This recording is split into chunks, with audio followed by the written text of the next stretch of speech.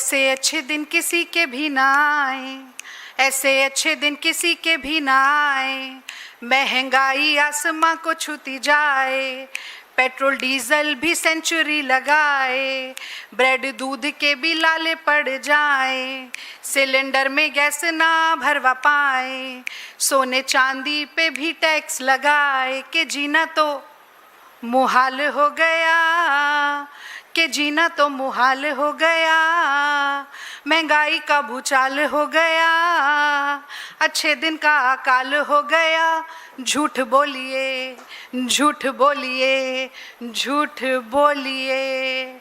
तो मोदी जी इतना भी झूठ मत बोलिए। अभी तो चुनावी रैली में आप यूं हाथ हिला हिलाकर जनता को आश्वासन दे रहे थे कि सब चंगा सी, देश में तेल का, पेट्रोल डीजल का कोई संकट नहीं है। खूब चिल्ला चिल्ला कर कह रहे थे कि कोई महंगाई के बादल देश के आसमान पर मंडराने वाले नहीं हैं। वही राग अमित शाह भी अलाप रहे थे। और अभी 3-4 दिन पहले बनारस में हरदीप पुरी, वही एप्स्टीन फाइल वाले हरदीप पुरी, देश के पेट्रोलियम मंत्री, भी यही कह रहे थे कि हमारे तो रिजर्व भरे पड़े हैं, कोई चिंता की बात नहीं है, कोई घबराने का सबब नहीं है। तो मोदी जी, नहीं मोदी जी नहीं कहेंगे, तो हे स्वयंभू विश्वगुरु महामानव, अगर सब चंगा सी तो कृपया करके ये बताइए कि आज ब्रेड क्रूड का दाम $100 प्रति बैरल से जब नीचे आ गया है, यानी कि साधारण सरल भाषा में कहें तो दुनिया भर में जो कच्चे तेल क्रूड ऑयल की कीमत है आज करीब करीब $98 प्रति बैरल हो गई है। तो आज ही के दिन हे महामानव, आपने पेट्रोल में ₹2.87 और डीजल में ₹2.70 क्यों बढ़ा दिए? अगर सब चंगा सी मोदी जी, तो पिछले 11 दिनों में पेट्रोल के ₹8 और डीजल के ₹7.80 बढ़ाने की जरूरत क्यों पड़ी? अगर सब चंगा सी मोदी जी, तो कृपया करके बताइए कि एक्साइज ड्यूटी को लगातार बढ़ा बढ़ाकर जो 43 लाख करोड़ रुपया आपने इकट्ठा किया था, इकट्ठा भी नहीं वसूल किया था, यानी कि 1000 करोड़ रुपया प्रतिदिन, तो तेल का संकट आने के बाद उस वसूली से ही देश की जनता को आर्थिक राहत पहुंचाने के बजाय आप उसी जनता की मेहनत की, खून पसीने की, गाड़ी कमाई पर डाका क्यों डाल रहे हैं? और अगर सब चंगा सी मोदी जी, तो बंद क्यों नहीं करते ये तिल तिल करके, तड़पा तड़पा के, आम आदमी को बेइज्जत कर करके, कि वो लंबी लाइनों में खड़ा रहे, रात को मच्छरदानी लगाकर पेट्रोल पंप पर सोए, कि वो उसके घर में चूल्हा जलाने की दोबारा से नौबत आ जाए। क्यों ऐसे तड़पा तड़पा के जनता की पेट पर लात मार रहे हैं इस कमर तोड़ महंगाई से? इसका जवाब आपको देना होगा मोदी जी। पर सवाल पूछने के बाद अगर मैं सोचती हूं, तो लगता है कि वो प्रधानमंत्री देश का जिसने 12 साल में एक भी प्रेस वार्ता नहीं की, और जो आदि है, आप आम चूस कर खाते हैं या काट कर? आप थकते क्यों नहीं? आप कौन सा टॉनिक पीते हैं? आप बटुआ दाईं तरफ रखते हैं या बाईं तरफ रखते हैं? जो प्रधानमंत्री ऐसे सवालों का आदी है, वो त्राहिमाम कर रही जनता के सवालों का कहां जवाब देगा? तो प्रधानमंत्री जी से तो जवाब मिलेगा नहीं। तो मैंने सोचा कि जवाब की तरफ क्यों ना मैं ही छोटा सा इशारा कर दूं। तो एक खबर और आई है, और वो खबर क्या कह रही है कि जो 3 स्टेट रन ऑयल कंपनीज हैं हमारे देश की, जो कि 90% डोमेस्टिक रिटेल मार्केट को कंट्रोल करते हैं, Indian oil, Bharat petroleum, Hindustan petroleum, उनका Q4 यानी 4th क्वार्टर का कंबाइंड नेट प्रॉफिट, उस प्रॉफिट में 41% का उछाल आया है। यानी जनवरी से मार्च के बीच में जब मोदी जी कह रहे थे कि वैश्विक संकट है, वैश्विक संकट है, हर देश पर मार है, तो इस वैश्विक संकट के दौरान इन ऑयल पेट्रोलियम कंपनीज का कंबाइंड मुनाफा अगर आप देखें, प्रॉफिट देखें, तो 19,470 करोड़ रुपया है। यूं ही थोड़ी अंबानी जी तेल एक्सपोर्ट कर रहे हैं बाहर, जब यहां घर में तेल नहीं मिल रहा है किसी को। तो मतलब कि जब जनता एक एक बूंद, एक एक लीटर तेल के लिए तरस रही है, जब एलपीजी सिलेंडर की किल्लत चल रही है, जब त्राहिमाम त्राहिमाम हो रहा है, सड़कों पर लोग उतर रहे हैं, नारे लगा रहे हैं, बाय बाय टाटा मोदी जी कह रहे हैं, मोदी जी ने धोखा दिया कह रहे हैं, उस वक्त तेल की कंपनियां 19-20 हजार करोड़ का मुनाफा कमा रही है। तो जो सवाल मैंने अभी पूछे, उनका जवाब यही है कि जनता की जेब काटकर, जो मोदी जी कहते थे ना, आप तो कहना बंद कर दिया, इतना लोग ट्रोल करने लगे। पहले कहते थे ना मित्रों, आपने ये महसूस किया कि नहीं कि अब भाषणों में मित्रों मित्रों नहीं करते, क्योंकि मित्रों के नाम पर ही उनको सवालिया निशान उन पर दागे जा रहे हैं सबसे ज्यादा। तो जनता की जेब काटकर अपने मित्रों की तिजोरी भरने का काम मोदी जी और मोदी जी की सरकार कर रही है। इसीलिए बार बार पेट्रोल डीजल के दाम बढ़ाए जा रहे हैं, जबकि ये कहा जाता है कि जहां चाह वहां राह। अपने आजू बाजू देखें, अगर ऑस्ट्रेलिया में एक्साइज ड्यूटी कम हो सकती है, अगर जर्मनी में एक्साइज ड्यूटी कम हो सकती है, अगर ब्रिटेन के प्रधानमंत्री कह सकते हैं कि 100 पाउंड तक का बिजली का बिल माफ करेंगे, अरे छोड़िए, नेपाल में भी 2 रुपए कम हो सकते हैं। तो 43 लाख करोड़ रुपए की वसूली करने के बाद यही मजबूरी है मोदी जी की, यही मजबूरी है एक कॉम्प्रोमाइज प्रधानमंत्री की कि उसे बार बार पेट्रोल डीजल के दाम बढ़ाकर जनता की कमर तोड़नी पड़ती है। और अब देखिए अपने ही बिछाए जाल में कैसे फंस गए हैं। यहां पर तो कहा जा रहा है कि हर महीना उछले पेट्रोल, यहां तो 11 दिन में ही 4 बार बढ़ गया है। पर इससे भी ज्यादा कमाल की बात यह है कि जब संघी भाजपाई कांग्रेस पार्टी को टारगेट करने के लिए ये गाना बजाते थे, तो भी इसकी पहली लाइन क्या है? सखी सैया तो खूब ही कमात है। यानी कि कमाई के जरिए थे, नौकरी थी, रोजगार था, घर में पैसा आ रहा था, आमदनी थी। और आज मोदी राज में क्या हो रहा है?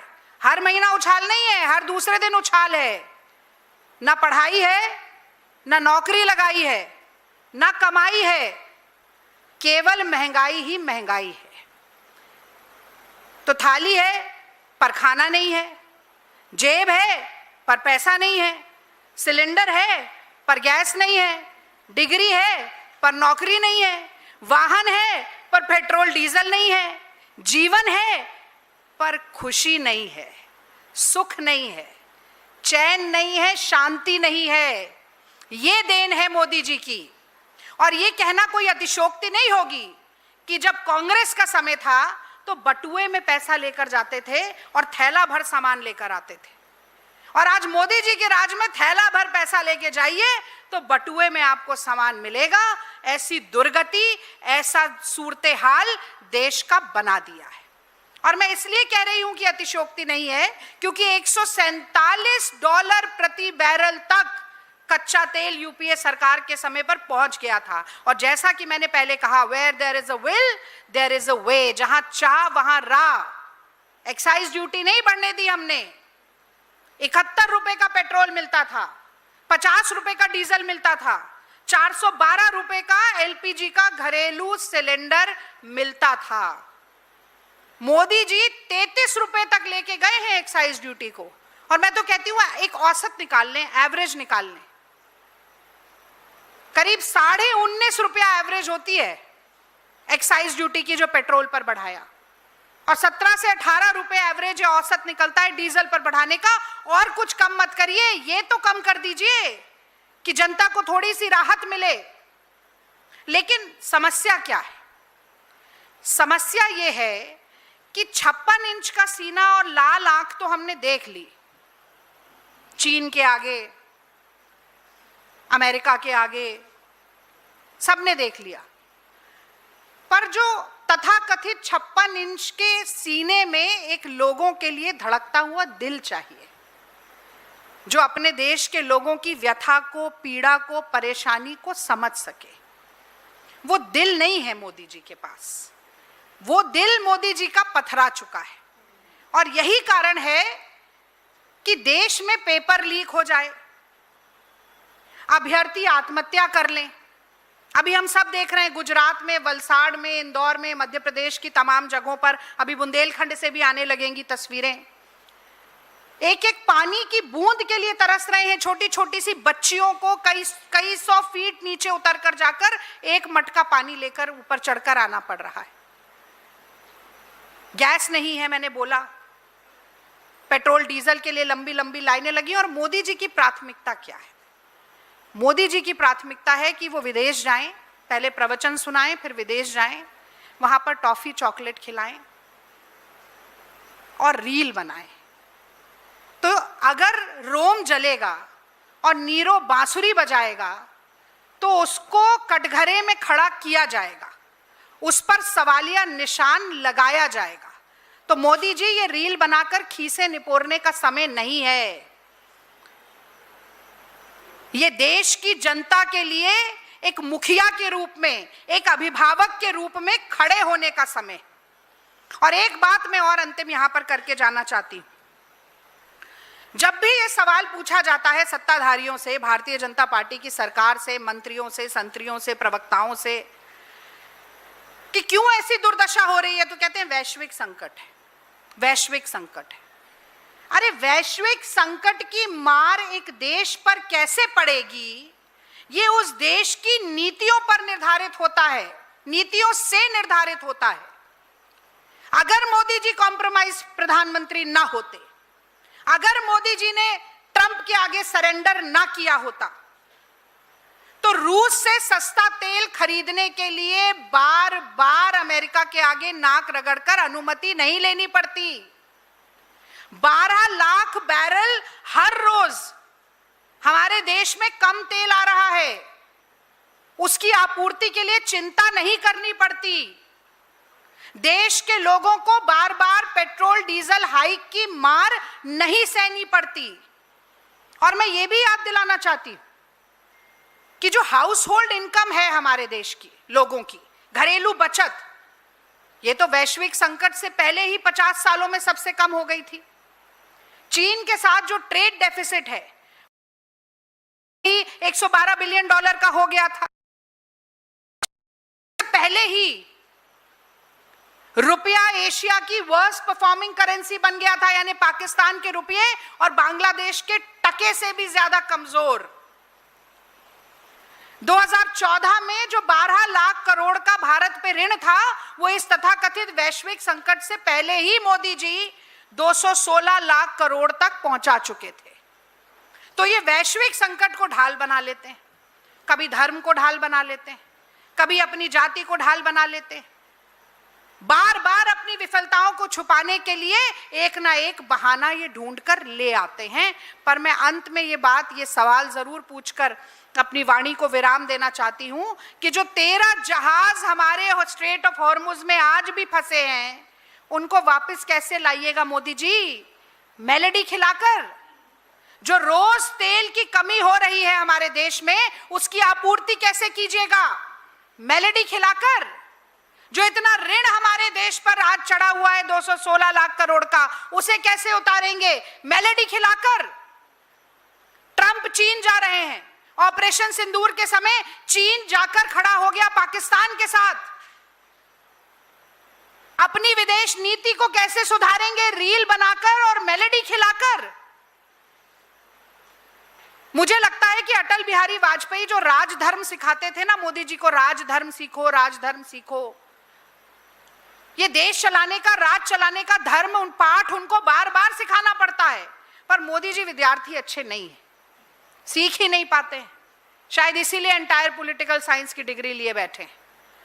तो बार बार उनको ये पाठ पढ़ाना पड़ता है कि मुखिया मुख सो चाहिए, खान पान सब एक, और पाले पोसे सकल अंग, तुलसी सहित विवेक। तो हम ये नहीं मानेंगे कि मेलोडी खाओ खुद जान जाओ। आपको सवालों के जवाब मोदी जी देने पड़ेंगे, और सबसे पहले एक प्रेस वार्ता करवाइए, खुद तो आप करेंगे नहीं, और आश्वासन जो आप चुनावी रैली में देते थे, आज देश की जनता के सामने दीजिए कि इसके बाद पेट्रोल डीजल का दाम नहीं बढ़ेगा। एलपीजी सिलेंडर 5,000 रुपए के ब्लैक में नहीं मिलेगा। और कितनी जल्दी आप ये दाम कम करने की शुरुआत करेंगे, इसके ऊपर एक प्रेस वार्ता करिए, वरना मान लीजिए कि आप और आपकी सरकार पूरी तरह से नाकारा और निकम्मी सरकार है। बहुत बहुत